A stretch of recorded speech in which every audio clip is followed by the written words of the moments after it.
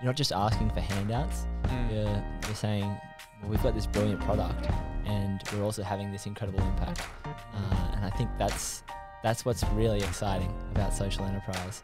And I think we said this before, the way we were kind of envisaging it is Australians only donate a certain amount per year. There's this kind of finite amount of cash that's donated to different causes every year. And I think social enterprises have the opportunity to increase that pool independently. So you're not just taking donations from some other charity. Right. You're actually increasing the size of the pool that's getting donated and making an impact.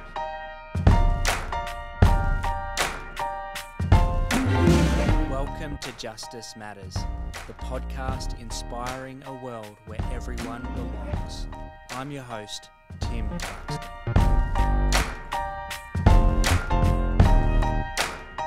Welcome back to the podcast. Today we had in the studio, I had a great time chatting with a couple of young entrepreneurs. Jim and Sandy are the founders of Nice Coffee. This is an incredible social enterprise, really with a passion to help inspire education amongst some of Kenya's poorest and most disadvantaged young children. They work and partner with a school in the slums of Kibera, and you get to hear a lot about that story. But in order to do that, they founded a coffee business. And this coffee business is primarily a roastery that started out servicing small to medium-sized businesses. But like a lot of people, when COVID hit, they had to pivot. And they now actually have a delivery van, a van that goes out and provides coffee, as well as a delivery service for people at home to make sure they're stocked up while they're working at home on some good Java. Guys, I had a great time chatting with them, and we really honed in, I think, on the why. You know, if you've got a really strong why, a passionate reason why you want to make a social impact, you want to see justice in this world, then you'll make a way. And these guys have done just that. I know their story will inspire you. And without further ado, here's my conversation with Jim and Sandy from Nice Coffee.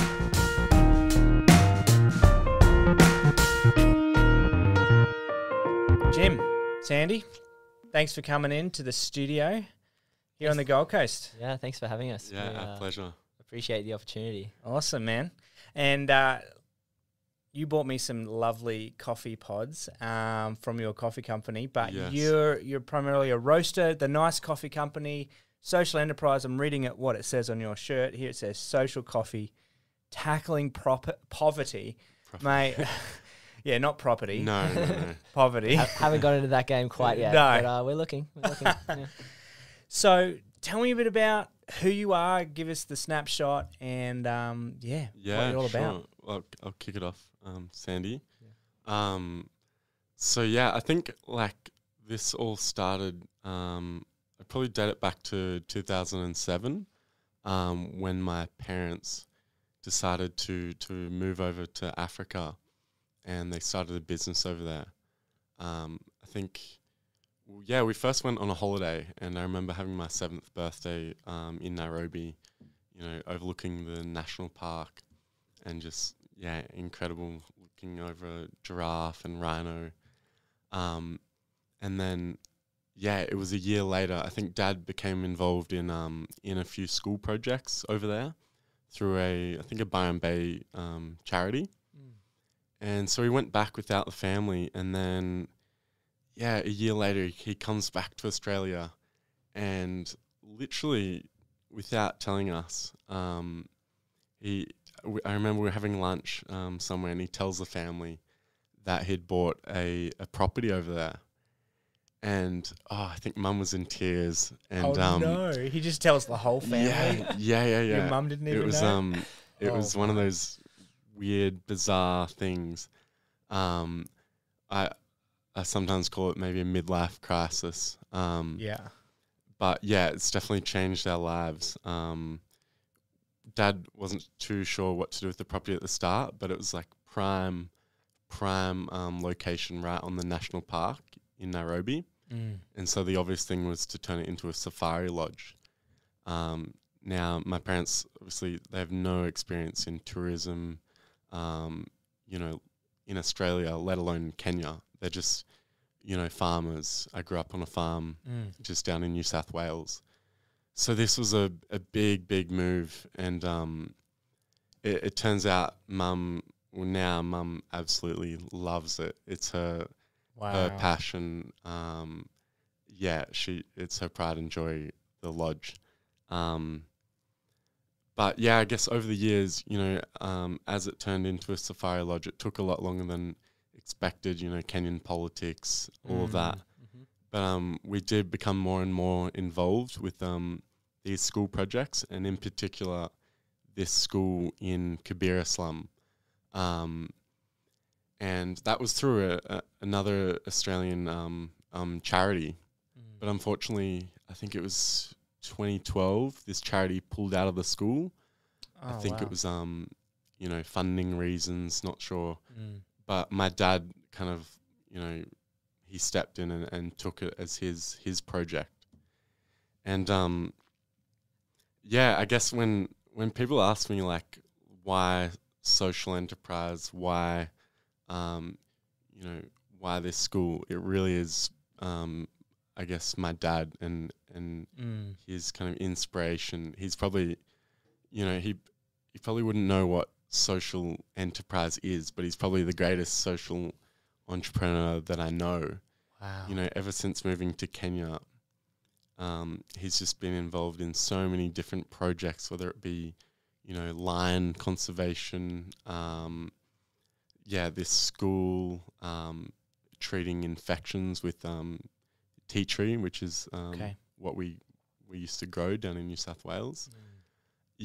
All these different projects, and that's what's really inspired me to get involved and take this school on, and starting Nice Coffee Co. as the means to do that.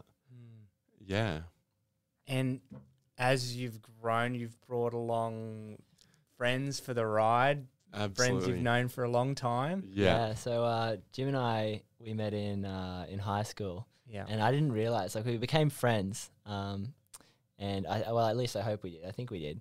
And one day it was a free dress day, and Jim was wearing the Kenyan Rugby Sevens jersey.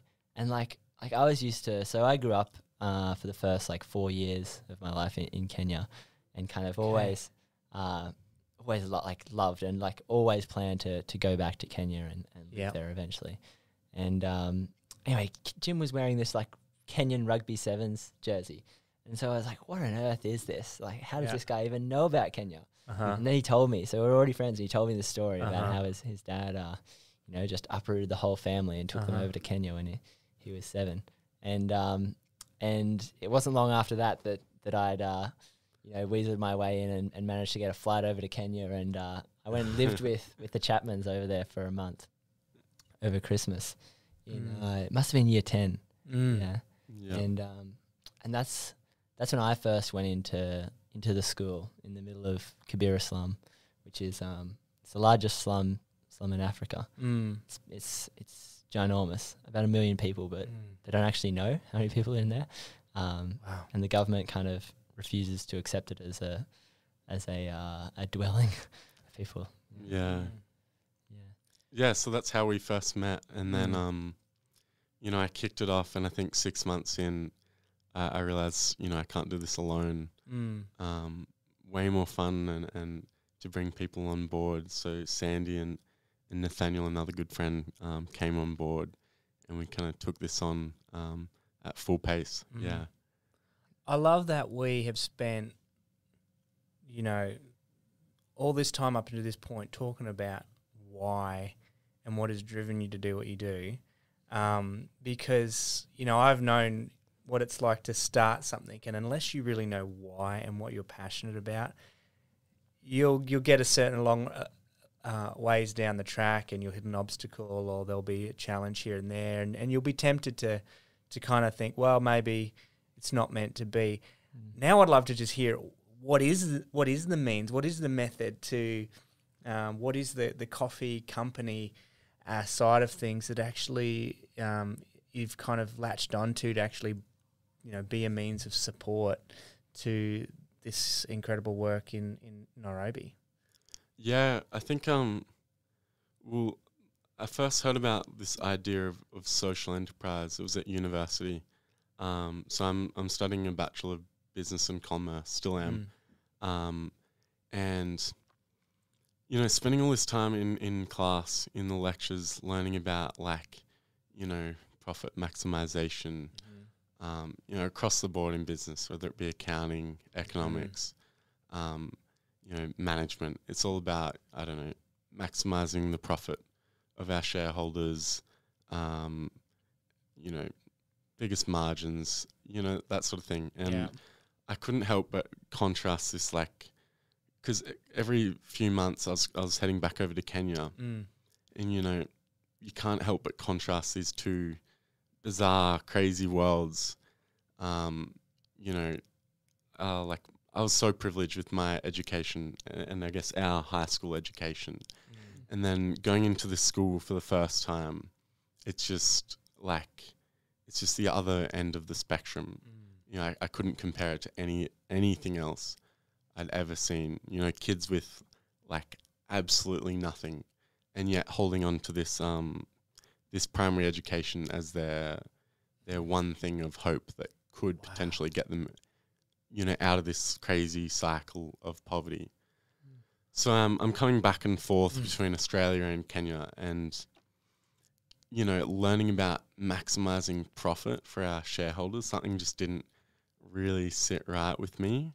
Yeah, it didn't quite make sense. And then we actually had a guest speaker come in, and he was I think he was West African, and he started a social enterprise. And this is when that, you know, this kind of field is just starting to kick off. Yeah. And he started one in West Africa, and he said, you know, he couldn't promote it enough. He couldn't encourage us to start something that is more aligned towards social and environmental impact, you know, instead of just the traditional profit maximizing path. And that really resonated with me. And so I did a bit of research. I looked into it, and the first thing that comes up, Social Enterprise Australia, is thank you. You know, and I think we all kind of idolize them a bit. They're incredible leaders in this space in Australia. And I was fascinated by the idea of using products, you know, that people are already buying or drinking, in our case, you know, every single day. I think we drink in Australia like 22 million cups a day, something ridiculous, you know. Of coffee, or? We love our coffee, of course. And so that's kind of what gave me the idea, and coffee was that means. I just being on campus alone, students are drinking so many cups a day, and I thought, now what a great medium this could be. Yeah, and it coincides with I think there's like at the moment, especially in our generation, there's this huge hunger to be a conscious consumer. People want to become more sustainable. They want to be having an impact when they consume and when they buy a product, and it's incredible because it holds all these companies accountable. And so I think we've coincided with that sort of time, and that's allowed us to have a lot of success so far. For sure. You know, it makes me think that there is still this ability to, it's not one or the other somehow, right? Like the traditional non-for-profit model can just be just really hard to sustain itself, and it just relies on just continual just giving and giving, but it's not built into it a sense of, well, how can it sustain itself? Like, it doesn't seem to be, it's more like the handout mentality rather than the leg up, right? And so like it's encouraging to see young guys like you just like launch into, well, we're still studying, we're still learning, but why can't we start and get the ball rolling at maximizing profit and social impact? Like it seems like a short-term game to just focus on the profit side, because when society is impacted negatively just because pure profits like climate change and we only have limited resources and we see the effects of that, it's not, it's going to come back to bite us in the end, isn't it? Right. Whereas if you can marry the two, you can probably help the impact on both ends. I don't know if that. I think you've hit the nail on the head there, Tim. I think that's like why social enterprises are so effective or so promising for us, and that's why we like them. They're a lot more scalable, we feel, and you're not just asking for handouts. You're saying, well, we've got this brilliant product, and we're also having this incredible impact. And I think that's what's really exciting about social enterprise. And I think we said this before. The way we were kind of envisaging it is Australians only donate a certain amount per year. So there's this kind of finite amount of cash that's donated to different causes every year. And I think social enterprises have the opportunity to increase that pool independently. So you're not just taking donations from some other charity. Right. You're actually increasing the size of the pool that's getting donated and making an impact, which I think is really cool. Wow, that is really a great way to look at it. Sandy does a lot of deep thinking at night, I reckon. And you're studying, so we alluded to that, you mentioning out before we came in the studio, you're studying research. And I'm doing genetics research. Yeah, so Jim and I are both still at uni. I'm at UQ in Brisbane, and Jim's at Bond doing business. Which is it's been a challenge juggling the two, but incredibly rewarding. Yeah, and we've had social enterprises on the podcast already. I think we've had one of the first ones was James Bartle from Outland Denim. That was an incredible interview. And I just realised I'm wearing his jeans. Hey man. Me too. So comfortable. The odd one out. So good. Yeah. Get with the program. Mate. You didn't get the dress code for today's interview, did you? Well, Jim was lucky to get shoes on me this morning. We got halfway down here, and I realised I'd forgotten my shoes, so we had to turn back around. You can be barefoot around here. No worries. Yeah, I got that vibe. Yeah. So we've had. And I think it's, we've had Mantua Sewing social enterprise on. We've had the lecturer of social enterprise, the guru herself, Dr. Ruth Knight. Yeah. And did you find that there's this incredible, before you were talking, and I thought it was this incredible quote. It was by Viktor Frankl in Man's Search for Meaning. And he says, anyone with a why can withstand any how. And I think that's often like the story with social enterprises. Yes. They find their why before their how. Yes. You're going to find a way, one way or another, aren't you? Yeah. And I think that's what you're that's about. That's what happened with the school. And I'd be interested, do you think that's been happening with the other social enterprises that you've interviewed? 100%, because each of them, and I know them quite personally, and we talk, and I lead a charity myself, and so we can empathize and sympathize with the struggles. I mean, it is hard work, and anyone that owns their own small business or is in the trenches trying to make things happen, it doesn't matter how things look on the outside. There's constantly roadblocks to what you've got to overcome. I mean, last year, 2020, threw everyone into a spin. Yeah. And, for many people in the world, it's still, really challenging. And I think you're right. Like, you just need a why to get through that, to push you through. I think Daniel Flynn, the founder of Thank You Order, has this incredible story of just being in university and just like having this crippling guilt about all these kids having to cart water all the way back to their village, like walking 20 k's to get water, carting it back, and then having people in the community dying of waterborne diseases like cholera and diphtheria. And so I think everyone starts out with a why, which I think is incredibly interesting. Yeah, and that why is often something that impacts you and touches you in a very personal, real way. It's one thing to kind of maybe watch a documentary, and some people do, and they're started watching a Four Corners documentary on the Uyghurs in Xinjiang, I think it is, in China, that are just some of the most persecuted people on this planet, over 1 million imprisoned, the most ever since the Holocaust. I mean, these things have just incredibly gut-wrenchingly, it just blows your mind what they're going through. And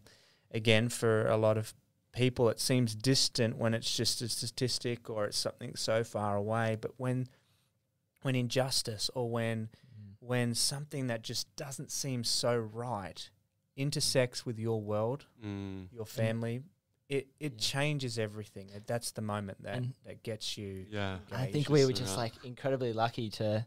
I mean, Jim had been into the slum before, but just like as we were in year 10 and we were going into this slum, which I mean, it's hard to describe it in words, but it's you walk over this bridge and there's raw sewage. It's just a bridge over raw sewage, like a kind of wooden plank bridge.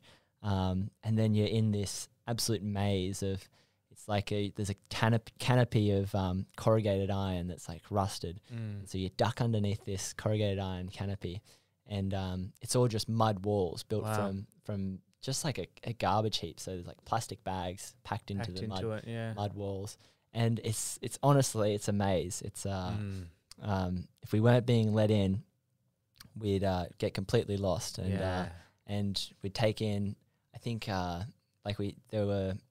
so the guys who were armed taking us into there to get to the school, because you have to go through a few different gang territories. Regions. I can imagine. Honestly, and so these guys are like, they have pistols kind of like at the ready, and guide us through. But like the thing that was most reassuring is Josiah, the principal of the school, was with us.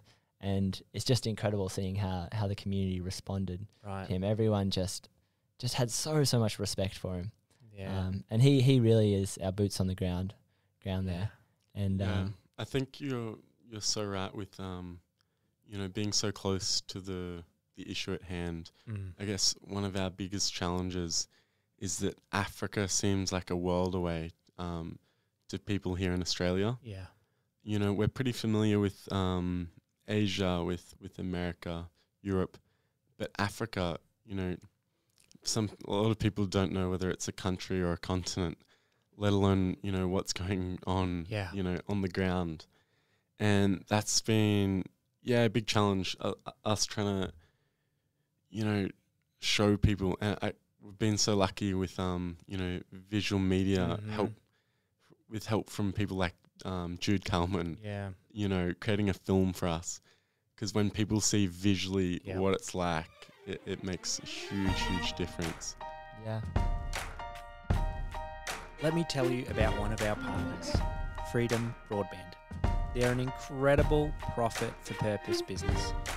Freedom Broadband is your all-in-one internet and telephone service provider, whether it's for your business or your home. Now, their internet connection and speeds are simply amazing, and they're in another league when it comes to the quality of their customer service. But here's what really sets them apart. When you switch to any of their services, they'll donate $5 every month to a non-profit cause of your choice. As the founder of You Belong, an Australian-based non-profit charity, one of the greatest challenges we face is fundraising. And I think I can speak for almost all leaders in the non-profit world when I say that being able to have a residual income coming into your accounts to support your work is a dream come true. And like most non-profits, our work is dependent on the generous support of individuals and groups that share our passion to empower refugees to integrate and thrive here in Australia. What that means is that we spend more time and energy looking for ways to raise support. And what I desperately love to be doing is spending that time and our limited resources developing and growing many successful programs that we run. But here's where our friends at Freedom Broadband come in. You see, a few months back, I was on a 4G wireless connection at home through one of the largest phone and internet companies in Australia. And each month I was nervous about going over our usage, getting a nasty bill at the end, and I was working on a lot of the podcasting and videos at home, and the speeds I was getting were just painfully debilitating. And I finally decided to give Freedom Broadband a call. And within 2 minutes, I was on the call with Graham completing my application. And within a week, I had completely switched over to their $79 a month unlimited plan. And I can tell you firsthand, the service has been phenomenal. And I have a direct line to their customer service team whenever I have a question or need assistance. Now the studio and office where I work has switched over to Freedom Broadband as well. We're on their business plan and we haven't looked back. And how cool is this?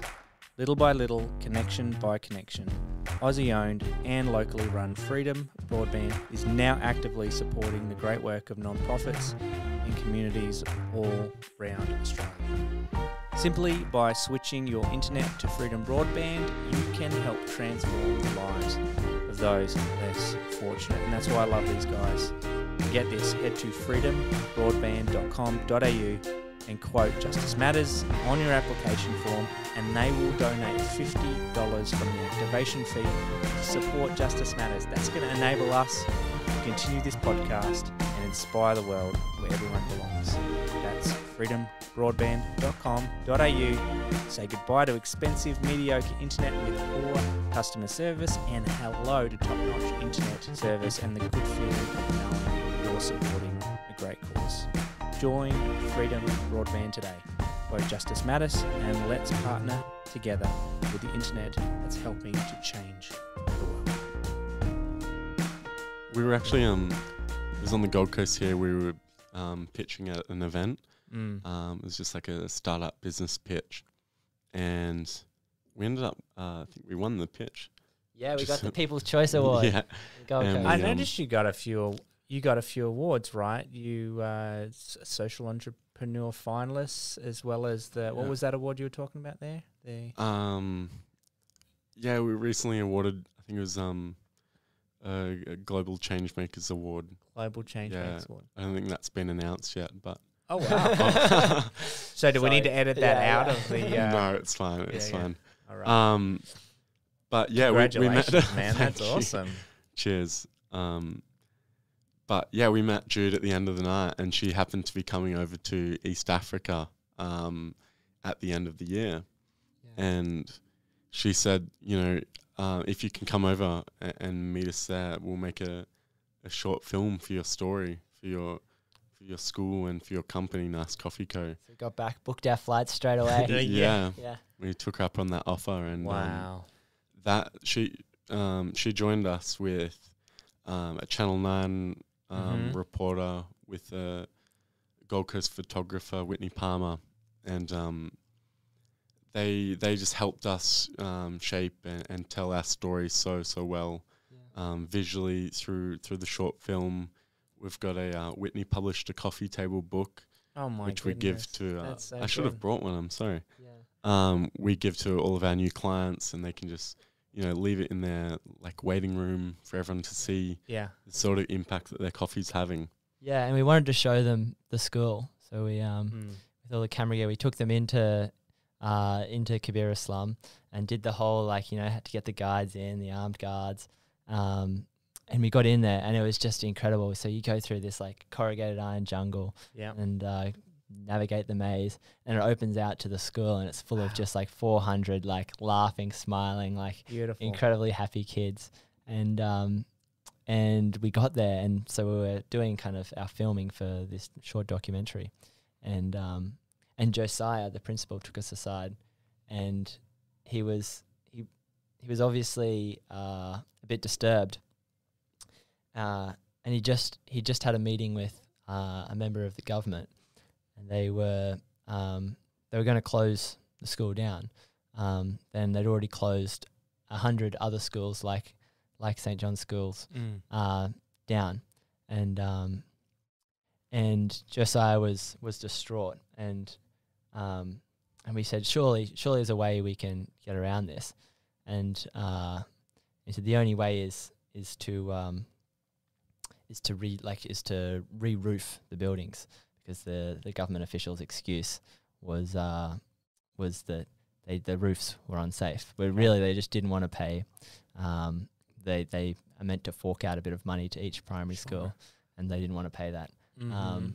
and so that kind of gave us the why. So we had the reporter with us, and we decided that we may as well start this campaign to re-roof, and it ended up being to rebuild a lot of the buildings at the school. So that was incredible. So we got back and from Kenya, and we got on to the morning breakfast channels, and and we told them that we were starting this GoFundMe, and we needed, I think it was, what was it 30 grand at the time to redo all the roofs, which is just incredible. Like 30 grand wouldn't get you that far in Australia. No. But get you the permits. Yeah, right. Whatever. And we were gonna pretty much reconstruct this whole school for 30 grand. And so we got on the Today Show, and I remember driving back after the interview. It was a live interview, and you get a notification every time your GoFundMe account gets a donation. Yeah, it was pinging off. I think we're at like 10 grand before we hit the car. Yeah, and it was just this like the biggest dopamine hit I think I've ever received. The most incredible thing, and just to see all these other people just like sharing in your journey, and like they're buying in, and there's just complete and utter trust. There's like trust in you that you'll deliver on what you promise, and just so much faith. And that was incredible for us. That was like, okay, the Australian public like still cares. Like I mean, that was just it's like such a beautiful experience, and that really kicked off our journey. That's where we were like, okay, this is serious. Like they've trusted us, and now we have to deliver. And so that was all just Jude Carmen, who you've had on this podcast, and so she got us started, which is so we're forever in her debt. Yeah. Oh, that's awesome. Oh, that's so good. Let's make it a little real, because there's probably a lot of people listening, and maybe they've got an idea. Maybe they're trying to figure out, well, they've got their why, and they're trying to figure out, well, how do I do this? How do I make it happen? Can you think of some of the, you got the kickstart to get going, but that kind of does last so long, right? It's only so many days of those moments, and you could say Outland Denim, who we've had on, and remember that time when Meghan Markle wore the jeans, and it kind of took things to a new level. But there's challenges afterwards. Can you think of any like real challenges or difficulties that you've had to face, and maybe how you navigated your way through it? I mean, I think it'd be really... Absolutely. Yeah, well, I mean, for anyone who's got an idea, like we're both so young. Our whole team is very, very young, and we're not experts at anything. We're still learning so much as we go, and we've been very lucky to have so many people around us in, especially the Gold Coast, Brisbane sort of startup social enterprise sort of scene. So many people who have been able to mentor us and teach us things along the way. But yeah, at the end of the day, we've made so many mistakes, so many things that look back on going, geez, like I wish we did that differently. Wow. But there's no like better way, and there's no better way to learn than just literally we just dove in and had a crack. And we were talking about this in the car on the way down. We were saying if we had to go back and give ourselves advice, what would you say? I think we'd stay like pretty quiet. I think we'd try and give ourselves some confidence. We'd say back yourself. Yeah. There's this incredible quote that half of people's failures is reining their horse in just as it's about to jump. And I think I'd say that. But other than that, I think the failures are where you learn. And Jim was saying this, that without failure, you don't get like the learning curve.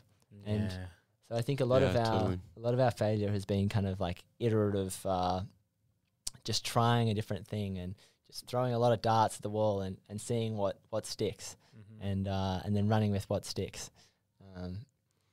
Yeah, you can only like learn so much from the startup guide textbook or whatever, until you feel these things physically, like, I don't know, losing your first customer or first negative feedback to an experience, you know, that's when you feel it and you go, oh, I don't want to do that again. Like, I'm going to do something differently.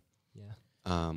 You know, it made me think how any negative setback, it's incredible how, and it's always hard to do when you feel the emotional weight or, you know, the discouragement of something that just doesn't go as to plan.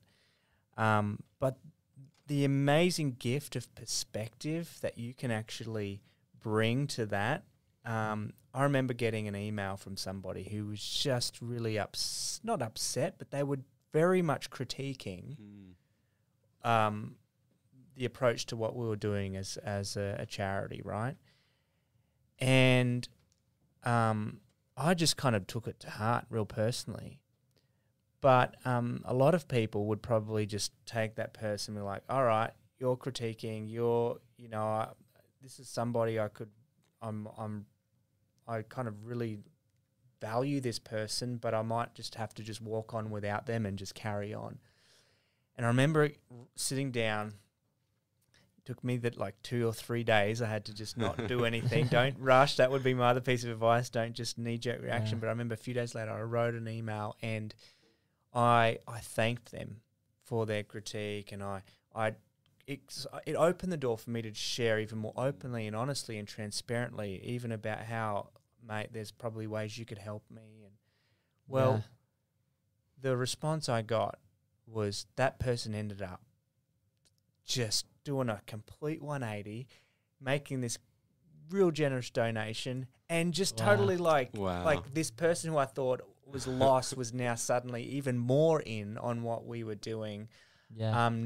Not because I'd convinced them or what not, but because I was willing to just I guess take a different perspective on it and like raw honesty. Yeah. I think that's it's so true. Like if you can make yourself vulnerable, people trust you, and it's like it's incredible. Like and I think we found that with the rebuilding of the school. Like it was just a really raw appeal, and people trust, which is it's incredible. Yeah, it's a good example. You know, your darkest day could almost be the doorway to it, and a direction you wouldn't have gone or you wouldn't have known where it would go from there. But good stuff. Any other bits of advice or anything else you'd say? Yeah, I mean, I'd just say, like, again, like backing yourself, having a crack, starting really small with your idea. Like us, we were just, myself just testing this idea with friends and family. I didn't know where it was going to go. I didn't even know I was going to turn it into a company. Yeah. But then, like, I just got some positive feedback, positive response. People kind of came to like the idea. And then one thing led to another. You know, I didn't have this grand 5-year plan in place. You didn't. And then someone goes, oh, like, you know, we've got a coffee pod machine at home. Like, can you guys do us coffee pods? So then I did a bit of research, the market, who's drinking coffee pods. Now, you could have said, no, we don't do coffee pods. You know, we're going to just keep doing what we're doing and do that. But instead, you're like, yeah. Oh, okay. And that probably will come to bite me one day.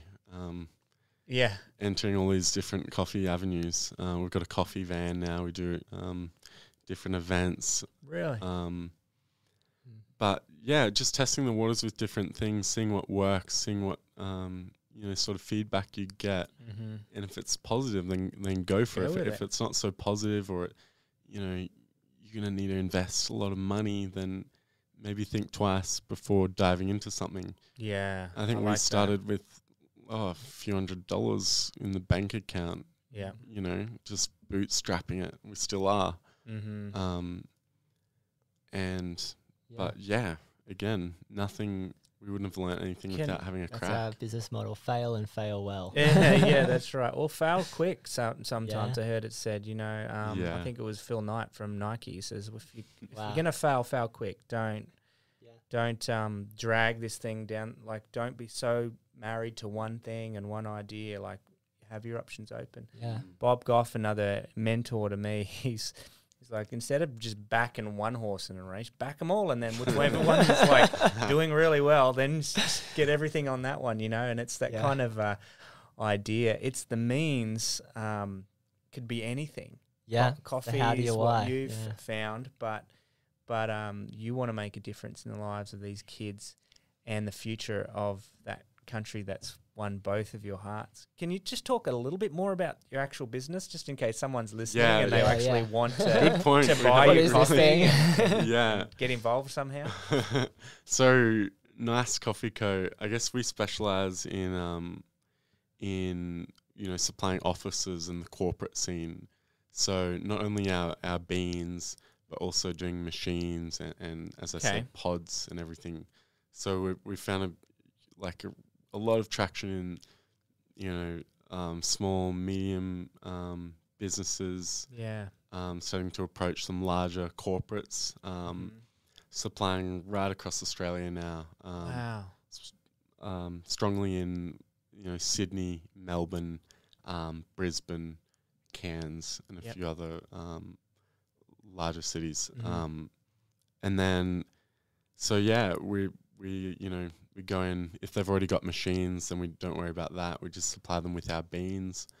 And then, I guess since COVID, all of our office customers, corporate customers, they're not going into the office. Yeah, no one was ordering, and we're like, what do we do?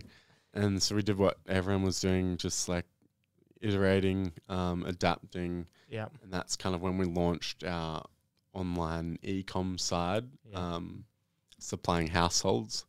How cool is that? Yeah, we did. So it actually forced you to to go into another fully pivot. avenue. Yeah. And it's been the best thing ever because, a lot of people work in offices. Yeah. So at the end of the day, if they order, a kilo or two for home, pre-ground just for their plunger, and they like it, they'll get us into their office, which is really cool. Yeah. So now we have these kind of two business models running side by side. We can supply to home, and we do a subscription to home, or you can just order one off. And then we also supply to offices, and we do the whole beans, machines, and everything else. And then the third part is we also have a coffee van, which we park, outside Kangaroo Point or somewhere in West End. Yep. Mm-hmm. In the mornings, and that's been a lot of fun as well. Yeah. So who's the guy that has to park the car? Do you have someone that works for you? Yeah, we've got some baristas. Oh, yeah, cool. we've got a few events on the Gold Coast. Awesome. This weekend, next weekend up in Brisbane. Yeah. Get around it. Yeah, it's a really good way of getting the word out and meeting people. And then I guess obviously the core of the business model is using the profits from those beans, from those machine sales into the school. So like any business, we pay our suppliers. We're now realizing that we have to start doing marketing because we can't rely on the Today Show forever. I know. So expenses, and then using those profits in funneling them into the school for various projects, wherever I guess it's needed the most. So throughout COVID, all of the teachers were receiving a bit like an Australian JobKeeper package. Wow. So we're employing 11 teachers throughout COVID, and we still are. And it amazes me, the other day we sent, it was just $3,000 for February teachers' salaries, 11 teachers. It's ridiculous. And we'd love to increase that salary to, beyond the standard Kenyan wage, but can you imagine in Australia? Just what an impact you can have. Just over there with the conversion rate. And just one cup of coffee can just have such an impact. Yeah. That's what it boils down to. Yeah. So what's it like working together and on this? You both co-founders. Is it do you kind of Yeah, we clash. Get on each other's yeah, nerves oh, every yeah. now and This then. is, you're actually lucky to get us in the same room together. Okay. Usually we clash pretty Locking badly. horns. No, no, it's been incredible going into business with a friend. It's Yeah. there's no like beating around the bush, as they say. Yeah. You tell it how it is. So Yep. if I'm being ridiculous, Jim lets me know about it pretty quickly, Okay. and same Vice goes versa. for him. Yeah, but it's been a lot of fun. We've had an Yeah. incredible amount of fun. We were saying before we started recording that half of our meetings are just devoted to paying each other out. Well, we can afford some time at the end of this Okay, podcast good. to make fun of All right, each other all and right, how yeah. things went. Watch out, Jim. All right, Don't hold back, I got yeah. thick skin. But yeah, we've got a big year ahead, I think. Yeah, what's going on? Yeah, we're pretty ambitious this year. A few different projects in the pipeline. In a business sense, we're trying to score some really solid corporate contracts. National supply with a few companies, which will be really, really exciting. We've just signed a few really cool contracts up in Brisbane with some colleges. That's awesome. And in our project sense, in the school sense, we've also got some really exciting projects ahead.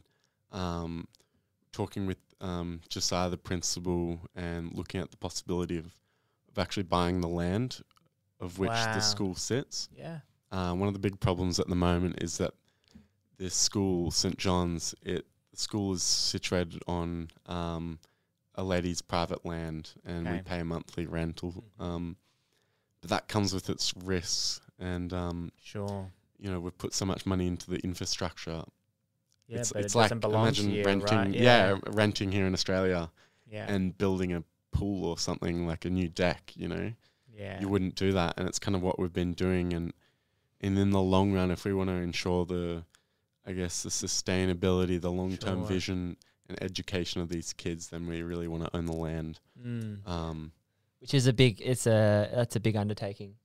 Yeah, for Yeah. us. And a so lot of legal barriers, I think. yeah. Oh, And so- that's a new phase of your journey, new challenges. Yeah. yeah, and That's awesome. it's every year presents new challenges. Like Uh-huh. last year it was rebuilding the roof. Uh-huh. This year it's all about buying the entire school. So Yeah. we'll see see how we go. Yeah. Oh man. Oh, that's so phenomenal.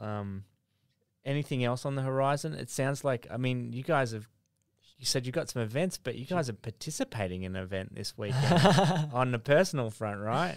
Yeah, Oh, is that me? You're looking at me. Are you both? we're Aren't you? Oh, Jim might yeah, have forgotten. You forgot? You're No, running. I Yeah. haven't forgotten. Okay. That's right. Okay, we're doing a half Ironman together. Like I'm doing the run, Jim's doing the cycle. and Wow. we've got another friend doing the swim, but we. So what is a Yeah. half Ironman? How long is that? I think- How long's each How long's section? your ride, Jim? I'm running 80 kilometers You're running. riding. Riding Yeah. 80 yeah. kilometers.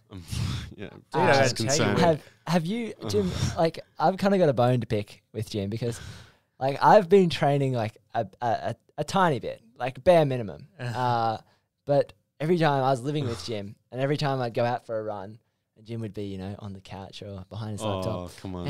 and I don't think he's been training. I don't think. Oh, you're I gonna don't think he's even got on the bike in the pull your last weight month. there. No, don't make worry. sure you don't I'll lose come some through on the places. day. He's- I yeah, did 40k the other day, Oh, nice. that's half the and I distance. tell Yeah, you, 40k really, it was not easy. yeah. I did 15k, so I have to run 22k, and I did 15k, and almost killed me. Almost died. Well, once you've done that, this is kind of new news for You Belong as well. We're doing a Bike to Belong No way. campaign event. So Wow. and it's 80Ks over 8 days.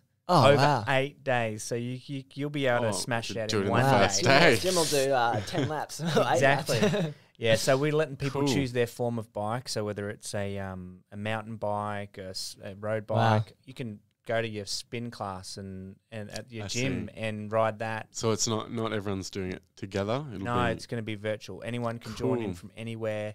Cool. You choose your ride, you choose your pace. So whether you want to do it on the weekend, 40Ks, either the Saturday, Sunday, or whether you do it 10Ks every day. So it's a bit of a challenge that everyone can do, because not all of us are, fit like you, Jim. You can just show up on the day and... I think that's the problem. Jim's not very fit. So we've got that coming up on World Refugee Week. Oh, so wow. It's over that whole week to talk about 80 million displaced in the world. Wow. And how do I jump on and join? So again, this is we're in the process of releasing. March will be, you can start registering for it. It's in June, so it's a little bit ways away. So anyway, that's exciting news from our end. But That's exciting. Again, awesome. You'd do the 80Ks if you knew where it was going to go and the impact it could have.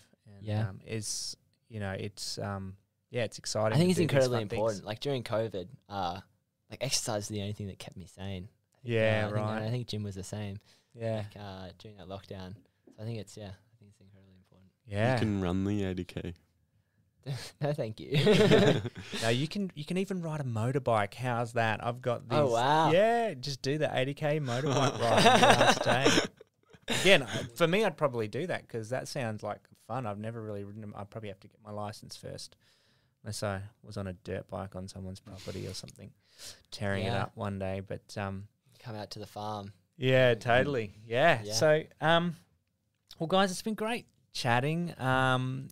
Any other ways that people can get involved, learn about you guys? Where are you on the World Wide Web? Yeah. Tell your local office and cafe about us. Definitely. And jump online, order a bag. And you can get it see what you delivered think. to you. Yeah, you can get delivered right to your front door. Yeah. And we should have brewed a cup and had enjoyed some. Right. We have these Keep cups you can buy in there. We should have been drinking from the Keep cups. There we go.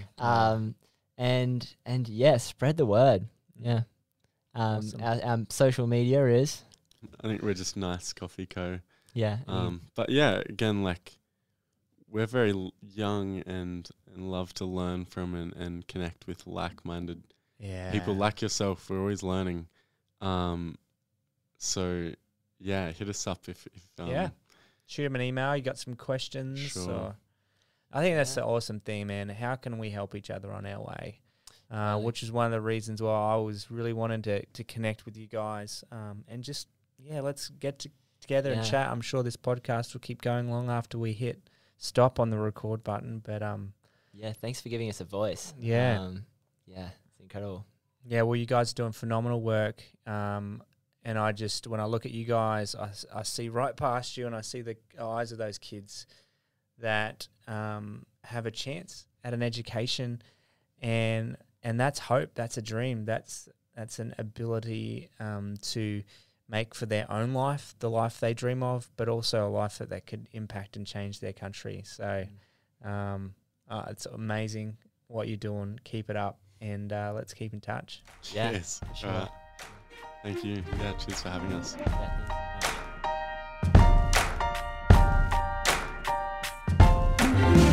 Thanks for listening to this episode of Justice Matters. I'd like to take this time to thank my audio-visual engineer, Jose Biotto, for your help in producing the show. I'd also like to shout out to the Patreon community that financially supports this podcast. Guys, thank you so much for your support. You can join them simply by going to patreon.com/Justice Matters. For a simple donation of $5 a month, you can become part of the Patreon community and get access to behind-the-scenes content and extras that I share just with you.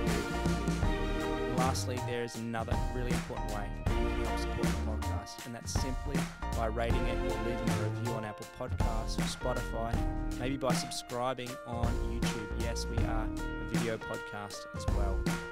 Guys, thank you so much for listening in to this episode of Justice Matters. Please come again soon. Can't wait to share more episodes with you.